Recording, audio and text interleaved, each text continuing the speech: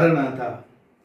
దేవుని బిడ్డలారా, దేవుడు మనల్ని గతించిన ఆదివారం నుండి నేటి ఆదివారం వరకు ఆయన రెక్కల చాటున భద్రపరిచి మరొక నూతన ఆదివారము ప్రభు మనకు దానముగా ఇచ్చి ఇంతవరకు పాటలతోనూ ఆరాధనలోనూ ఆరాధించి ఇప్పుడు ఆయన దివ్యమైన నామమును స్మరణ చేయుటకు, వాక్యమును స్మరణ చేయుటకు మనకిచ్చిన తరుణం బట్టి దేవునికి వందనాలు.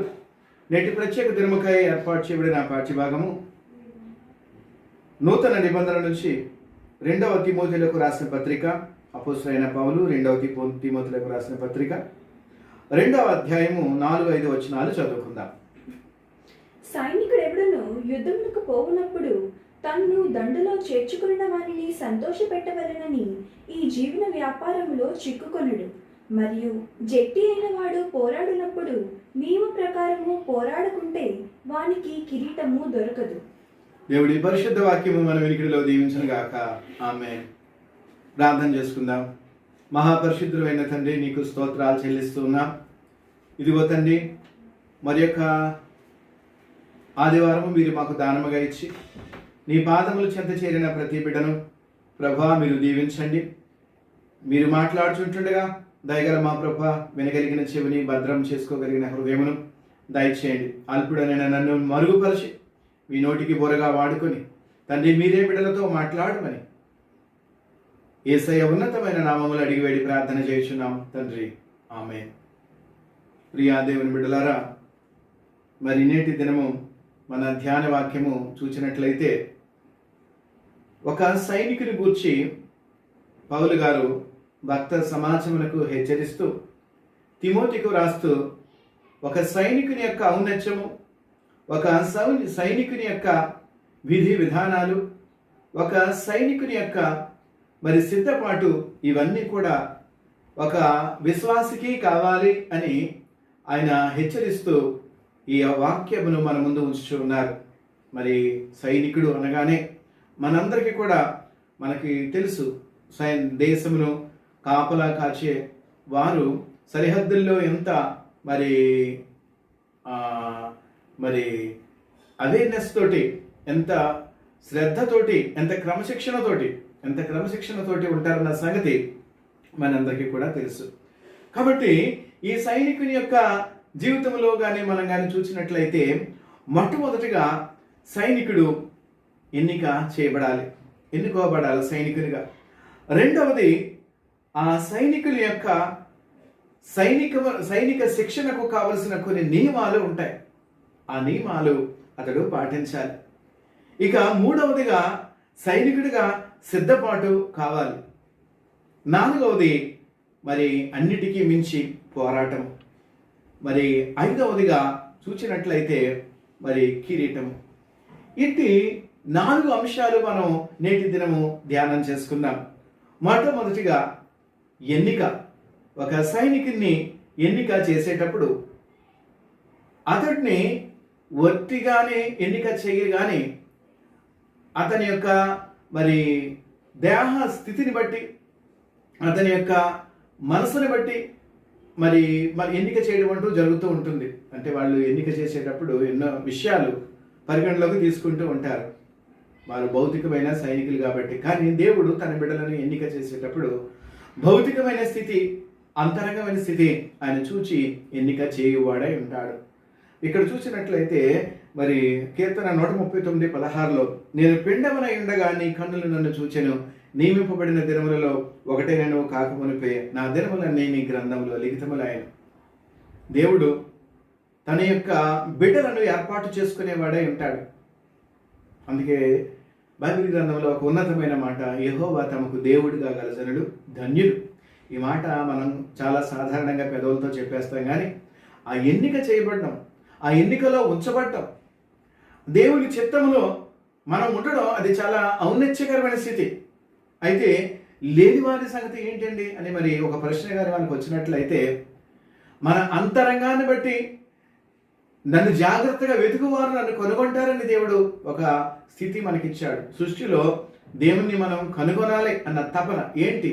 ఈ సృష్టి యొక్క రూపకర్త ఎవరు, ఈ సృష్టిని సృష్టించింది ఎవరు అని ఒక అవేర్నెస్ మనలో ఉన్నప్పుడు, ఒక వెతుకులాట మనలో ఉన్నప్పుడు దేవుడు ఖచ్చితంగా ఆయన బయలుపరుచుకునేవారే ఉంటాడు. ఇక్కడ చూసినట్లయితే ఎన్నిక అన్నది దేవుడు మనలను తన బిడ్డలుగా ఎన్నిక చేసుకున్నాడు, నియమించాడు, తన పేరు పెట్టాడు. తన పేరు పెట్టి పిలిచున్నాడు. అందుకంటాడు, నేను పేరు పెట్టి నిన్ను పిలిచున్నాను, నీవు నా సొత్తు. మనం అనుకుంటాం మన సొత్తు అనుకుంటాం, మనం మన సొత్తు అనుకుంటాం, కానీ మనం మన సొత్తు కాదండి, మనం దేవుని సొత్తు. ఆయన పిండమై ఉండగానే ఆయన నీ పక్షంగా నా పక్షంగా ఒక ప్రణాళిక నియమించుకుని ఆయన సైనికునిగా, క్రీస్తు సైనికునిగా ఆయన మనల్ని పిలుచుకున్నాడు. అందుని బట్టి దేవాది దేవునికి వెళ్ళాలి వందనం. అది ఒక భాగ్యము, నిజమే. ధన్యులు అన్న భాగ్యము మాట చిన్న మాట కాదు. అది యెహోవా తమకు దేవుడిగా గల జనులు ధన్యులు. ధన్యులు. ఆ ధన్యత అన్నది మనకి ఎప్పుడు తెలుస్తుందంటే మనకి ఇప్పుడే తెలుసుకోవాలి. కానీ అది ఆయన ప్రణాళిక జరుగుతున్న కొద్దీ, ఆయన ఉద్దేశాలు జరుగుతున్న కొద్దీ, దినములు సంపూర్ణం అవుతున్న కొద్దీ వాటి యొక్క ఉద్దేశాన్ని మనము పొందుకునేవారము, అందుకునేవారమై ఉంటాం. మొట్టమొదటిగా దండులో చేర్చుకున్నట ఎన్నిక, సైనికుని యొక్క ఎన్నిక. రెండవదిగా నియమాలు. సైనికులకి కొన్ని నియమాలు ఉంటాయి. సైనికులు అన్నది వాళ్ళ నియమాలు లేదే సైనికులు కాలేరు. మనం ఏదైనా మరి మిలిటరీ వారిని కానీ చూసినప్పుడు, ఏదైనా క్రమశిక్షణ కోసం చెప్పినప్పుడు ఆ క్రమశిక్షణ, మిలిటరీ క్రమశిక్షణ, అమ్మో చాలా క్రమశిక్షణ అని ఒక ప్రతిదానికి ఉదాహరణ చెప్తాం. ఏదైనా ఒక డిసిప్లిన్ విషయంలో కానీ ఒక కార్యాన్ని పంక్చువల్గా చేయాలని ఏదైనా ఉద్దేశించి చెప్పినప్పుడు మనం ఉంటామంటే ఏమి దానికి ఉదాహరణగా తీసుకుంటామంటే సాధారణంగా సైనికులనే ఉదాహరణగా తీసుకుంటాం. మిలిటరీ డిసిప్లిన్ రా, మిలిటరీ పరిపాలన రా, మిలిటరీ పద్ధతులు రా అని దాన్ని అలంకారప్రాయంగా కంపేర్ చేసి మనం మాట్లాడుతూ ఉంటాం. నిజమే, సైనికుల యొక్క శిక్షణ చాలా డిసిప్లిన్. వాళ్ళు ఉదయాన్నే లేవాలి, వారు చేయవలసిన వ్యాయామాలు చేయాలి, పొందవలసిన విద్యను వాడు నేర్చుకోవాలి. తర్వాత దేహానుసారమైన దృఢత్వాన్ని ఎప్పటికప్పుడు పరిశీలన చేసుకోవాలి, దాన్ని ఆర్డర్లో పెట్టుకోవాలి. ఆ తర్వాత సమయ పాలన చేస్తూ తీసుకోవాల్సిన విశ్రాంతి తీసుకోవాలి. గడపవలసిన రీతిగా వారు జీవితాన్ని కొనసాగించవలసిన వారై ఉన్నారు. అందుకే దాన్ని ఏమంటారంటే మిలిటరీ డిసిప్లిన్. తర్వాత ఇంకోటి అన్నిటికంటే ముఖ్యమైనది ఏంటంటే ఆహార నియమాలు. వారి ఆహారం చాలా ప్రత్యేకంగా ఉంటుంది. అది సాధారణమైన ఆహారం కాదు. వారి కొరకు మరి ఆహార నియమాలు పాటించడంలో శ్రేష్టమైన, బలమైన, దృఢమైన గట్టి ఆహారము వారు తీసుకుంటూ ఉంటారు. లేకపోతే వారు పోరాటం చేయలేరు, దేహానుసారంగా బలహీనైపోతూ ఉంటారు యుద్ధం వచ్చినప్పుడు. అయితే వీళ్ళు ఈ నియమాలు ఎప్పుడు కూడా పాటిస్తూ ఉంటారు. ఈ నియమాలు ఎలా ఉంటాయంటే మరి రేపే యుద్ధం అన్నట్టు ఉంటాయి. చాలా సాధారణంగా మనం అనుకుంటాం, చాలా ఇప్పుడు ఏమి యుద్ధం లేదు కదండి, యుద్ధ పరిస్థితులు ఏమీ లేవు కదా, మరి రేపే యుద్ధం అన్నట్టు మీరు మాకు ఇంత క్రమశిక్షణ ఇస్తారేటి, రేపే యుద్ధం అన్నట్టు మీరు మాకు ఇన్ని విషయాల్లో మిమ్మల్ని ఇంత నలగొడతారేటని వారు అనుకోకూడదు. అలాగే ఒక విశ్వాసం కూడా ఆయన రాకడన్నది ఎప్పుడో మనం ఎరగము కాబట్టి రేపే అన్నట్టు నీ సిద్ధపాటు నువ్వు కలిగి ఉండవలసిన, నీ నియమాలను నువ్వు పాటించవలసిన వాడివై ఉన్నావు. ఇక్కడ ఒకటి, సైనికుని వలె సైనికులు వారు ఉదయాన్నే లేస్తారు. విశ్వాసి కూడా నీవు లేచి ఈ మొదటి జామున నీవు నాకు మొర్రపెట్టు. నిజమే, దేవునికి మొర్రపెట్టే స్థితి. తరువాత రెండవదిగా బలమైన ఆహారం. భక్తులైన దేవదాస్ అయ్య గారు మాట్లాడిన మాటలో వాక్యాహారము తినని ఎడల బలము ఆత్మకు లభించుటెట్లు అన్న ఒక పాటలో, ఏకాంత స్థలము కోరన్న పాటలో ఒక చరణాన్ని రాశారే. వాక్యాహారము తినని ఎడల బలము ఆత్మకు లభించుటెట్లు. వాక్యము, దేవుని వాక్యము నువ్వు తినాలి, దాన్ని. అదే బలము విశ్వాసికి. వాక్యాహారమును భుజించాలి. అది సమయమనక అసమయమనక దాన్ని నువ్వు నిరంతరం, అది దొరుకు కాలమందు నువ్వు భుజించవలసిన వాడివై ఉన్నావు. నియమములు ఉన్నాయి, విశ్వాసకు ఉండవలసిన నియమాలు ఉన్నాయి. నేటి దినాల్లో అయితే మనం ఆదివారం దేవాలయానికి వెళ్ళకపోతున్నాం. నియమాలు, ఆదివారము దైవ సన్నిధికి వెళ్ళే నియమము, నీ యొక్క మరి నీ కుటుంబం అంతటితో పాటు దేవుని సన్నిధానంలో గడిపే నియమం, నీ ప్రథమ ఫలములు సమర్పణ చేసే నియమం, నీ యొక్క ప్రథమ భాగము దేవునికి అర్పణ చేసే నియమము. అదే విధముగా ఆయన పరిశుద్ధ రక్తములో కడగబడే నియమము. ఈ నియమాలన్నింటినీ కూడా ఒక విశ్వాసిగా ప్రార్థన నియమము, వాక్య నియమము, ఈ 2 నియమాలు మెయిన్గా మనం పాటించినట్లయితే అన్ని నియమాలు ఆటోమేటిక్గా మనం నేర్చుకుంటాం. మొట్టమొదటి నియమాలు 2. వాక్యముతో నువ్వు బలపరచబడాలి, ప్రార్థనతో నువ్వు ఆయనతో సహవాసము కలిగి ఉండాలి. ఇటు నియమాలు విశ్వాసికి, ఆయనను వెంబడించే విశ్వాసిగా మనము కలిగి ఉండవలసిన వారమై ఉన్నాము. మరి వినుట వలన విశ్వాసము కలుగును, ఆ వినుట క్రీస్తుని గూర్చిన మాట వలన. వాక్యాన్ని అన్నది మనకేంటంటే అది బలాన్ని ఇస్తుంది, ఆత్మకు బలం ఇస్తుంది. అందుకంటాడు పౌలు గారు, మా బాహ్య పురుషుడు దినదినము కృషించున్నప్పటికీ మా అంతరంగ పురుషుడు నూతన పరచబడుచున్నాడు. అది వాక్యాహారము నువ్వు తింటూ ఉన్నప్పుడు, వింటూ ఉన్నప్పుడు విశ్వాసము ద్వారా నీ వట్టి బలమును స్వతంత్రించుకునే వాడవై ఉంటావు. ఇక 3వదిగా సిద్ధపాటు. ఇక ఇందాక 2వ దాంట్లో మనం కొన్ని నియమాలు చెప్పాం. ఒక సైనికుని యొక్క నియమాలు. ఉదయాన్నే లేస్తాడు, కసరత్తు చేస్తాడు, తర్వాత మరి దేహానుసారమైన మంచి ఆహారం తీసుకుంటాడు, వేళకు నిద్రపోతాడు. ఇలాంటి నియమాలు. విశ్వాసి జీవితం కూడా ఒక క్రమశిక్షణ విధమైన జీవితము విశ్వాసికి ఉండాలి. అది క్రమశిక్షణ అనగానే లేకపోతే అతడు ఒక సైనికునిగా పిలువబడ్డాడు. చాలామంది చెప్తూ ఉంటారు, కొన్ని నియమాలు చెప్తూ ఉంటారు, కానీ పాటించలేని నియమాలు మన భుజాల మీద పెట్టకూడదు. ఎప్పుడు కూడా పాటించగలిగేవి, యోగ్యమైనవి అవి మనం తీసుకొని వాటిని మనం అడాప్ట్ చేసుకున్నప్పుడు ఖచ్చితంగా ఆ నిబంధనలతో మనం జీవిస్తూ ఉన్నప్పుడు మనం ఒక పని మీద పిలువబడ్డాం అన్న సంగతి నిరంతరం మనకు అది జ్ఞాపకం చేస్తుంది. ఇక 3వదిగా చూసినట్టు సిద్ధపాటు. ఒక సైనికుని యొక్క సిద్ధపాటు ఎలా ఉంటుంది? సైనికుని చూసినప్పుడు మనందరం కూడా అనుకుంటాం, ఒక ప్రత్యేకంగా ఆయన కనబడతాడు. మంచి వస్త్రధారణ, వేరే వస్త్రాలు ఉంటాయి, మరి మంచి ఇన్షర్ట్ చేసి ఆ బయట మంచి బెల్ట్ పెట్టి, తర్వాత తలకి హ్యాట్ పెట్టుకుని, కాళ్ళకి మంచి షూస్ వేసుకుని, గన్ను చేత్తో పట్టుకుని, లేకపోతే కత్తిని చేత్తో పట్టుకొని.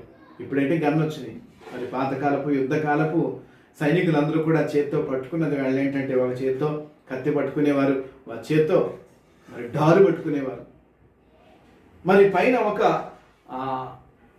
షీల్డ్, ఒక కవచం లాంటిది వేసుకునేవారు. ఇలాగా ఒక ప్రత్యేకమైన తర్ఫీదు. ఎందుకంటే సకల విధములైన శత్రువు యొక్క దాడి నుంచి తప్పించుకోవడానికి వారు అవన్నీ కూడా ధరించుకోవాలి యుద్ధరంగంలోకి వెళ్ళే ముందుగా.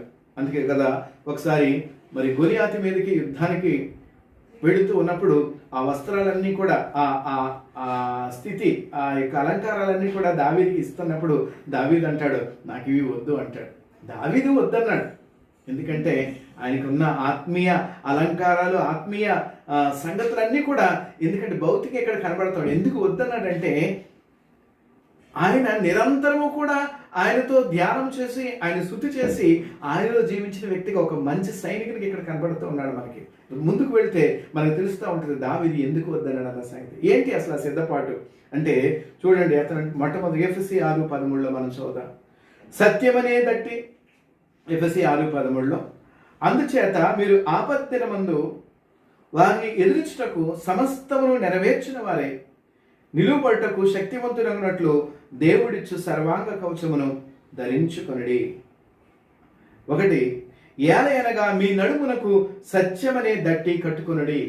సత్యమనే దట్టి మీ నడుమునకు కట్టుకొనుడి. ఈ సత్యమనే దట్టి ఎప్పుడైతే మన నడుమునకు కట్టుకుంటామో అది నువ్వు పరుగు పెట్టడానికి కావలసిన దృఢత్వాన్ని నీకు ఇస్తుంది. తర్వాత నీ దేహం అంతటికి ఒక పట్టుగా ఉంటుంది. ఈ నడుము అన్నది ఒక పట్టు కలిగిన భాగం, దేహాన్ని ఎక్కడికి తీసుకొని వెళ్ళాలన్న. సత్యమనే దట్టి కట్టుకోనండి. అది రాను రాను నువ్వు దాన్ని ఏం చేయాలంటే డెవలప్ చేసుకుంటూ వెళ్ళాలి. సత్యం అనే దట్టి. 2 నీతి అనే మైమరువు, ఇది కూడా పైవస్త్రము. చూడండి, అక్కడ భౌతికమైన అలంకారాలు చూపించాడు, ఇక్కడ ఆత్మీయ అలంకారాలు చూపిస్తూ ఉన్నాడు మనకి పౌలు గారు. నీతి అనే మైమరువు, నువ్వు యుద్ధ రంగంలోనికి వెళ్ళేటప్పుడు నువ్వు ధరించుకోవలసిన మైమలు ఏంటంటే నీతి. దేవుని నీతి మనకు తెలుసు, ఆయన విధి విధానాలు మనకు తెలుసు. నేను పరిశుద్ధుడైనాను కాబట్టి మీరును పరిశుద్ధులై ఉండండి, మీరు వెలుగు సంబంధులుగా ఉండండి, మీరు లోకానికి ఉప్పై ఉన్నారు. ఇలాంటి సంగతులు దేవుడు మనకి బయలుపరిచి ఉన్నాడు. కాబట్టి వాటిని వినువారు మాత్రమే కాకుండా వాటిని ఆచరించవలసిన వారమై ఉన్నాము. No one became master in one day. ఏ ఒక్కరు కూడా ఒక రోజే మాస్టర్ అయిపోరు. నువ్వు విన్న తర్వాత దాన్ని నువ్వు అనుసరిస్తూ నీ జీవితంలో దాన్ని అడాప్ట్ చేసుకుంటూ వాటిని నువ్వు అనుసరించడానికి ఇష్ట మనసు కలిగి ముందుకు వెళుతున్నప్పుడు దేవుడు ఆయన మనకు సహాయకుడై ఉండి మనం ఎక్కలేని ఎత్తైన కొండపైకి మనల్ని ఎక్కించేవాడై ఉంటాడు. మనము చేయవలసినది మొదలుపెట్టినప్పుడు ఆయన సంపూర్ణంగా చేయించటకు కావాల్సిన శక్తిని మనకు దయచేసేవాడై ఉంటాడు. అందుకంటున్నాడు, నీతి అనే మైమరువు తొడుక్కొని పాదములకు సమాధానకరమైన పాదములకు సిద్ధ మనస్సు అని జోడు. ఏమన్నాడండి ఇక్కడ? సిద్ధ మనస్సు అని జోడు. సమాధానకరమైన సువార్త వలన సిద్ధ మనస్సు అని జోడు ఉండాలి. ఎందుకంటే అతను తిరిగే ప్రదేశము యుద్ధ భూమిలో ఉన్న ఆ ప్రదేశము ఎలాంటిదో తెలియదు కాబట్టి కింద ఏమున్నా ఆ కాలికి గాయాలు కాకుండా, కాలిని ఆటంకపరచకుండా కాపాడుకోవడానికి అది వేసుకోవాలి, షూస్ వేసుకోవాలి. సువార్త వలన సిద్ధ మనస్సు అని జోడు. అందుకే పాత నిబంధనలో ఇశ్రాయేలీయులు బయలుదేరి వెళుతూ ఉన్నప్పుడు ఐగుప్తు దేశానికి ఆయన పస్కాను ఎలా భుజించమన్నాడంటే, మీ చేతిని మీ కాళ్లకు చెప్పులు తొడుగుకొని మీ కర్రలు చంకలో పెట్టుకొని ఆ పస్కాను భుజించండి అన్నాడు. ఈ ప్రయాణము ప్రారంభమైంది. ఇక్కడ సైనికుడి యొక్క యుద్ధ భూములోనికి వెళ్ళే సమయము ఆసన్నమైంది కాబట్టి ఇక్కడ ఏం చేస్తున్నాడంటే ఆ పాదములకు సిద్ధ మనస్సును జోడు. సిద్ధ మనస్సును, సిద్ధము, ఐఎమ్ రెడీ. చెప్పులు అన్నది ఎప్పుడు గుర్తుంటుందంటే ఏదన్నా పని మనమంతా ముగించేసి జస్ట్ డోర్ బయటకు వచ్చి ఇంకా అవి తీసుకుని ధరించినప్పుడు ఇంకంత స్టార్ట్ అయ్యి బయలుదేరి వెళ్తాం. సిద్ధ మనస్సు, దేవా ఇదిగో నువ్వు వెళ్ళమన్న ప్రదేశం. సిద్ధ మనస్సును జోడు. ఆ సువార్త వింటూ ఉన్నప్పుడు మనము సిద్ధపడవలసిన వారమై ఉండాలి. తద్వారా ఆ సిద్ధ మనస్సు అనే జోడు కలిగిన వారమై ఉండాలి. ఇది అంటున్నాడు. ఇంకా ఇవన్నీ కాగా విశ్వాసం అనే డాలు పట్టుకునడి. డాలు అన్నది ఏంటంటే యుద్ధ భూమిలో సైనికుడు ఈ డాలు పట్టుకున్నప్పుడు ఈ డాలు ఏం చేస్తూ ఉంటుందంటే శత్రువుల దగ్గర నుంచి వచ్చే ప్రతి బాణమును అడ్డుకోవడానికి ఈ డాలుని అడ్డు పెట్టుకుని ఈ సైనికుడు ఏం చేస్తాడంటే పోరాటం చేస్తూ ఉంటాడు. ఒక చేతితోటి ఏమో డాలు పట్టుకుంటాడు, ఒక చేతితో మరి ఖడ్గన్ పట్టుకుంటాడు. ఈ డాలుని ఏమన్నాడంటే విశ్వాసం అనే డాలు. వినుట వలన విశ్వాసము కలుగును. ఆ వినుట దేవుని కూర్చున్న మాట వలన. వాక్యముతో సహవాసము, అది నీకు షీల్డ్ వంటి బలం. అది ఇందాక సత్యం అనే బెల్ట్, అది షీల్డ్ అని చెప్పి ఉన్నాను. అది బెల్ట్ని ఏమన్నారంటే దట్టి బెల్ట్. అది సత్యం అనే దట్టి బెల్ట్ కట్టుకోనండి. ఇక్కడ ఇంకోటి ఏమంటున్నాడంటే విశ్వాసం అనే డాలు, రెండవది వాక్యం అనే ఖడ్గము. ఈ రెండు పట్టుకుని ఒక సైనికుని వలె ఇంకా ముందుకు వెళ్తూ అంటున్నాడు. మరియు రక్షణ అనే శిరస్త్రాణమును, దేవుని వాక్యం అనే ఆత్మ ఖడ్గమును ధరించుకున్నాడు. రక్షణ అనే శిరస్త్రాణం, ఇది ముఖ్యము. శిరస్త్రాణము దేహ భాగాల్లో అన్నిటికన్నా ముఖ్యమైనది ఏంటంటే శిరస్సు. దాన్ని కాపాడుకోవలసిన బాధ్యత సంరక్షకుని ఒక నిరంతరం సంరక్షించుకోవలసిన వాడివై ఉన్నాం. యుద్ధభూమిలో ఉన్నాం కాబట్టి దానికి ఒక శిరస్త్రాణము ధరించుకోవాలి. హెల్మెట్. ఆ హెల్మెట్ నువ్వు ధరించుకొని యుద్ధభూమిలో ఈ డాలు పట్టుకుని విశ్వాసం అనే డాలు, వాక్యం అనే ఖడ్గము పట్టుకుని నువ్వు యుద్ధభూమిలో ఎలా కనబడుతున్నావంటే ఒక సైనికుని వలె. ఆ సైనికుడు క్రీస్తు యేసు యొక్క మంచి సైనికుని వలె కనబడుతున్నావు. ప్రియ దేవుని బిడ్డలారా, ఇక్కడ ఈ యొక్క మరి 7 ఆయుధాలు, 7 డెకరేషన్స్, సైనికునికి కావలసిన ఈ యొక్క అలంకారములు విశ్వాసికి ఆత్మీయ అలంకారములుగా కావాలి. ఒకటి సత్యం అనే దట్టి బెల్ట్, నీతి అనే పై వస్త్రము, సమాధానకరమైన సువార్త వలన సిద్ధ మనస్సు అనే జోడు, విశ్వాసం అనే డాలు, రక్షణ అనే శిరస్త్రాణం. ప్రతి ఒక్కరు కూడా ఆయన సైనికుడికి కావాల్సిన ముందు ఏంటంటే ఎన్నికలో భాగంగా అదే నీ శిరస్సు మీద ఆయన ముద్రించిన ఆయన రక్తములో కడగబడిన దిద్దుబాటు కావాలి. క్రీస్తు రక్తము మనల్ని ప్రతి పాపం నుంచి పరిశుద్ధులుగా చేయాలి. అది శిరస్త్రాణం, అది రక్షణ అన్నది నీ శిరస్సునకు ఒక హెల్మెట్ వంటిది. రక్షణ అన్న శిరస్త్రాణము. తర్వాత దేవుని వాక్యం అనే ఖడ్గం, అది రెండంచులు కలిగిన వాడి అనే ఖడ్గము. ఈ ఖడ్గము లేకుండా యుద్ధభూమిలో మనం నిలబడలేము. దేవుని వాక్యము 2 అంచులు కలిగిన వాడి అని ఖడ్గం మనకు తెలుసు, కానీ ఇక్కడ చాలా ప్రత్యేకంగా పౌలుగా చెప్తున్నారు. ఇక 7వదిగా ప్రార్థనా విజ్ఞాపనలు. ప్రార్థనా విజ్ఞాపనలు మనం కలిగి ఉండాలి. ఈ ప్రార్థనా విజ్ఞాపనలు ఏంటంటే సమాచారం. దేవుడు నీకేం చెప్తాడు, నువ్వు ఏం చేయాలి, ఎలా పోరాటం చేయాలి. సైనికులు పోరాటం చేసినప్పుడు వారికి ప్రత్యేకమైన కమ్యూనికేషన్ వ్యవస్థ ఉంటుంది. అక్కడి నుంచి వారు సిగ్నల్స్ తీసుకుంటారు. తీసుకుని దాని ప్రకారం ఒక నియమబద్ధమైన పోరాటం చేస్తూ ఉంటారు. మ్యాక్సిమం సాంకేతిక నిపుణతతో, గైడెన్స్తో వాళ్ళు కొనసాగుతూ ఉంటారు. వాళ్ళు పై కమాండర్ దగ్గర నుంచి ఆజ్ఞలు పొందుతూ కొన్ని సందర్భాలలో అందుబాటులో ఉన్న ప్రతి సమయమందు వారి ఆజ్ఞ తీసుకుంటూ దాన్ని ఆ పరిధిలో వారు ఉంటూ మ్యాక్సిమం వారు యుద్ధం చేస్తూ ఉంటారు. అంటే వీళ్ళిచ్చే సమాచారం, వాళ్ళిచ్చే సమాచారం, వీళ్ళిచ్చే ఇన్ఫర్మేషన్, అక్కడి నుంచి వచ్చే సమాధానం, ఇదంతా నడిపి. అలాగే విశ్వాసకట ప్రార్థన విజ్ఞాపనలు. ప్రార్థన చేసినప్పుడు దేవుడు నువ్వు దేవునితో మాట్లాడినప్పుడు మరలా ఆయన వాక్యం ద్వారా నీతో మాట్లాడువాడే ఉంటాడు. ఈ 7 ఆయుధాలు మనము కలిగిన వారమై ఉండాలి. ఈ యొక్క కడవరి దినములలో క్రీస్తు యేసు యొక్క మంచి సైనికుని వలె. ఇక 4వదిగా చూసినప్పుడు పోరాటము. ఎందుకంటే అంటున్నాడు క్రీస్తు యేసు మంచి సైనికుని వలె జట్టి అయిన వాడు పోరాడినప్పుడు అంటున్నాడు పోరాటం. ఒకటి ఆ పోరాటం ఎవరితో పోరాడుతున్నాం? నిజమే, సైనికుడిగా ఎన్నుకోబడ్డాడు, సైనికుడిగా మరి నియమాలన్నీ పాటించాడు, సైనికుడిగా సిద్ధపడ్డాడు. ఇక పోరాటము. ఈ పోరాటం ఎవరితోటంటే మనం పోరాడినది ఒకటి ప్రధానులతోనూ, అధికారులతోనూ, అంధకార సంబంధముగు లోకనాథులతోనూ, ఆకాశ మండలములోని దురాత్మల సమూహములతోనూ మనము పోరాడుచున్నాము. అపవాది యొక్క తంత్రములతోనూ మనము పోరాడుచున్నాం. ఒకటి ప్రధానులతోనూ. అసలు క్రీస్తు ప్రభు యొక్క పరిచర్యనంతను ఆటంకపరిచి దైవ నియమాలన్నీ పోగొట్టిన వారే శాస్త్రులు, పరిచర్యలు. వారు క్రీస్తు ప్రభు యొక్క ప్రతి సమయంలో వారు వ్యతిరేకంగానే నిలబడ్డారు. అధికారం వారి చేతిలో పెట్టుకొని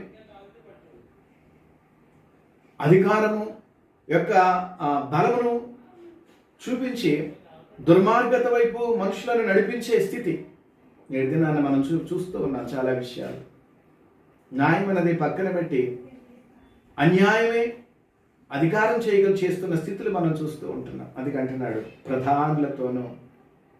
ఆయనే ఎన్నుకున్నాడు, ఆయనే పట్టాడు. అది ప్రాక్టికల్గా స్థితి అంతా. అధికారులతోనూ, అంధకార సంబంధము లోకనాథులతోనూ, సోకాల్డ్ పిలువబడుతున్న అంధకార సంబంధం అంటున్నాడు. అంధకార సంబంధం అంటే దుర్మార్గమైన స్థితులు. వాటిలోనికి విశ్వాసి ఇడ్చుకొని పోబడుతూ ఉన్నప్పుడు నువ్వు పోరాటము చేయవలసిన వాడివై ఉన్న క్రీస్తు యేసు మంచి సైనికుడు. ఈ పోరాటము భౌతికమైన పోరాటము కాదు సుమా, ఇది ఆత్మీయమైన పోరాటము. ఈ భౌతికమైన అలంకారం అంతా ఆత్మీయ సిద్ధపాటు. ఈ భౌతికమైన నియమాలన్నీ ఆత్మీయ క్రమశిక్షణకు కావలసిన స్థితిగతులు. కాబట్టి ఆకాశ మండలంలోని దురాత్మల సమూహములు ఆకాశ మండలంలో ఉన్న దురాత్మలని సాతాను వారి అనుచరుడు క్రోధము, వ్యాధి, బాధ, కష్టము, అవమానము, వీటన్నిటితోటి కూడా ఒక విశ్వాసి పోరాటము చేయవలసిన ఇహలోక సంబంధమైన బలహీనతలు, వీటితో పోరాటం చేయాలి. నిన్ను అణగదొక్కుచున్న బలహీనతలు, నిన్ను తంత్రము వైపు నడిపిస్తున్న దేహేచ్ఛలు, దేవుని యొక్క మరి స్థితి విధి ఒకటైతే దాన్ని మరొక విధానముగా రూపుమాపే అక్రమ బోధల నుంచి, న్యాయము చట్టమును చేయక అన్యాయమును ఏలుబడి చేయుచున్న స్థితిగతుల్లో నుంచి, ధర్మశాస్త్రం అంటూ దేవుడు మనకిచ్చారు కాబట్టి వీటన్నిటి మీద నువ్వు పోరాటము చేయవలసిన వాడివై ఉన్నావు. మొట్టమొదటిగా దేహానుసారముగా నువ్వు ఏ బలహీనతలో చిక్కుకున్నావో ఆ బలహీనత అనే దురాత్మల మీద నుంచి వ్యక్తిగతంగా విడుదల పొందుకోవలసిన వాడివై ఉన్నావు. అనేక మందిని నీవు నడిపించవలసిన వాడివై ఉన్నావు. సైనికుడు ఎప్పుడు తను తాను సంరక్షించుకుంటూ అనేక మందిని రక్షించేవాడిగా ఉంటాడు. అలాగే విశ్వాసి కూడా తన జీవితాన్ని, తన ఆత్మను, తన సిద్ధపాటును తను కాపాడుకుంటూ అనేక మందికి అతను మార్గదర్శిగా ఉంటాడు. అందుకంటే అన్నాడు ప్రభు, ఆయనకు ప్రత్యేకమైన పేరు పెట్టాడు, మీరు లోకమునకు వెలుగై ఉన్నారు, లోకమునకు ఉప్పై ఉన్నారు. ఒక సైనికుడికి దేవుడిచ్చిన లోకానుసారమైన 2 మాటలు. వెలుగుగా ఉండి వెలుగులో నువ్వు నడుస్తూ అనేక మందికి వెలుగును చూపించవలసిన వాడవై ఉన్నావు. కాబట్టి మనం పోరాడినది ప్రధానులతోనూ, అధికారులతోనూ, అంధకార సంబంధముగు లోకనాథులతోనూ, ఆకాశ మండలమందున దురాత్మలతోనూ మనము పోరాడవలసిన వారమై ఉన్నాం. ఈ పోరాటము కొనసాగించవలసిన వారమై ఉన్నాం. అందుకే యోబు గ్రంథంలో అంటాడు, నరుని దినములు భూమి మీద యుద్ధ దినములు కావా. ఒక స్ట్రగుల్ అయితే ఇంకో స్ట్రగుల్. మరి భక్తులైన దేవదాస్ అయ్యారు ఒక మాట చెప్పారు, చచ్చిన చేపలు ప్రవాహమునకు కొట్టుకొని పోతాయి, కానీ బ్రతికిన చేపలే ప్రవాహానికి ఎదురెదుకుంటూ వస్తాయి. వీటన్నిటితోటి విశాల మార్గములను ప్రయాణం చేయాలని వెళ్ళిపోతే అది ఆయన సైనికుడిగా ఉండవు, కానీ లోక నాదులుగానే ఉంటాం. కానీ ఆయన చెప్పిన మాట ఏమిటి, ఆయన ఉద్దేశం ఏంటి, ఆయన న్యాయం ఏంటి, ఆయన పరిశుద్ధత ఏంటి, ఆయన ప్రేమ ఏంటి, ఆయన కొరకు జీవించే విధానం ఏంటి, ఆయన జీవించబడిన విధానం ఏంటి, వీటన్నిటినీ మనం పరిశీలన చేసుకున్నప్పుడు ఖచ్చితంగా ప్రతి విశ్వాసికి తన యొక్క జీవితము ఒక పోరాటమే. ఇంకా ముందుకు వెళితే చూసినట్లయితే మనం ఒక మాట అంటాడు, సైనికుడు ఎవడు యుద్ధమునకు పోయినప్పుడు తను దండులో చేర్చుకున్న వారిని సంతోష పెట్టవాలని ఈ జీవన వ్యాపారంలో చిక్కుకొనడు. అంటే ఇది సైనికుడు ఈ ఉద్దేశంతో పిలువబడ్డాడు. అంతేగాని ఈ ఉద్దేశాన్ని తప్పించేసి ఈ జీవన వ్యాపారంలో చిక్కుకోకూడదు. ఇది నియమము. ఈ జీవన వ్యాపారంలో చిక్కుకున్న వాళ్ళు ఎలా ఉంటారు? ఉదాహరణకి ఆదికాండం చూసినట్లయితే నోవాహు తరములో జల ప్రళయం ఏర్పడింది. ఆ జల ప్రళయం 40 దినములు విస్తారమైన వర్షం కురిపించినప్పుడు వారు 40 దినాలు వాడలోనే ఉన్నారు. మరి దేవుడు వారిని సంరక్షించాడు. అందులో క్రూర జంతువులు, పక్షులు, మనుషులు అందరూ కలిసి దేవుని యొక్క ఆత్మబలము చేత ఒకే చోట ఉన్నప్పటికీ వారు ఆయన సంరక్షణ ఇచ్చి ఆ స్వభావాన్ని మార్చి ఆ 40 దినములు వాడలోనే ఉండి బయటకు వచ్చే 40వ దినాన నోవాహు భూమి మరి జీవనానికి యోగ్యంగా ఉందా లేదా అని చూసి రమ్మని మొట్టమొదటిగా ఒక కాకిని పంపుతాడు. ఆ వాడ లోనికి చేర్చుకున్నవాడు ఆయన నోవాహు, కట్టినవాడు నోవాహు, చేర్చుకున్నవాడు నోవాహు. ఆ ఉద్దేశము, ఆ పని యొక్క ఉద్దేశం వచ్చినప్పుడు ఈ కాకి బయటికి వెళ్ళి ఏం చేసిందంటే మళ్ళీ తిరిగి రాలేదట. బహుశా అంటారు ఆ కాకి ఎందుకు బయటికి రాలేదంటే దానికి అక్కడ బయటికి వెళ్ళేసరికట తినడానికి కావలసిన అనేకమైన మృత కళేబరాలు బహుశా ఉండవచ్చు. అది మరి జీవన వ్యాపారంలో చిక్కుపోయింది. ఆ పంపబడిన ఉద్దేశం యావత్తు కూడా మరలా కోల్పోయింది. అందుకే మరలా పావురాయిని పంపించినప్పుడు పావురము వెళ్ళి ఒక బలీవ చిగురుని తీసుకొని వచ్చినప్పుడు భూమి నివాస యోగ్యమైందని చెప్పి అక్కడ నోవా వాడ దిగి అరారతు పర్వతం మీద అక్కడ నుంచి తన జీవన శైలి ప్రారంభించినట్లుగా మనం చూస్తాం. పంపిన పనిని సంపూర్ణంగా చేసిన స్థితి అది. అక్కడ అదేవిధంగా సంసోనుని పుట్టించిన విధానం, నాజీరు చేయబడిన వ్యక్తి సంసోను. అయితే అతడు ప్రత్యేకమైన బలముతో దేవుడు అతన్ని ఆశీర్వదించాడు. అతని బలములో ఉన్న అతని దేహానుసారమైన బలానికి కావాల్సిన సీక్రెట్ ఏంటంటే మనందరికీ తెలుసు. అతని మరి తల మీద కత్తెర పడకూడదు. ఆ వెంట్రుకలు కత్తిరించినప్పుడు అతను బలం పోదు. నాజీరు చేయబడిన వ్యక్తి కాబట్టి ఈ సీక్రెట్ అతడు ఎవరు చెప్పాడంటే అతడు మరి ఒక వేశ్య చెంత చేరినప్పుడు ఆమె అతని బలాన్ని తన శత్రువులకు చెప్పేందుకు అతన్ని లాలన చేసి అతని దగ్గర నుంచి ఆ గుట్టుని కొనుక్కొని శత్రువులకు చెప్పినప్పుడు శత్రువుడైన వారు సంసోనుని బంధించి అతని బలహీనునిగా చేసినట్లుగా మనం చూస్తూ ఉంటాం. అంటే పంపబడిన పని ఒకటి, దాన్ని నిర్వర్తించకుండా నిర్వీర్యమైపోయిన స్థితి ఇక్కడ మనకు కనబడుతూ ఉంటుంది. అలాగే ఒక విశ్వాసిగా నన్ను దేవుడు పిలిచినప్పుడు, ఎన్నికలో ఉంచినప్పుడు, నీకు నియమము నేర్పినప్పుడు, నీకు సిద్ధపాటు కలగజేసినప్పుడు, నువ్వు పోరాటంలో ఉన్నప్పుడు, ఆ పోరాటమును నువ్వు కొనసాగిస్తూ ఉన్నప్పుడు యుద్ధము యెహోవాదే. ఇక్కడ అంటున్నాడు యుద్ధము యెహోవాదే. మనకు తెలుసు ఇశ్రాయేలీయులు అమాలేకీయులతో యుద్ధం చేసినప్పుడు ఇద్దరు మనకు కనబడుతూ ఉంటారు, మోషే తర్వాత యెహోషువ.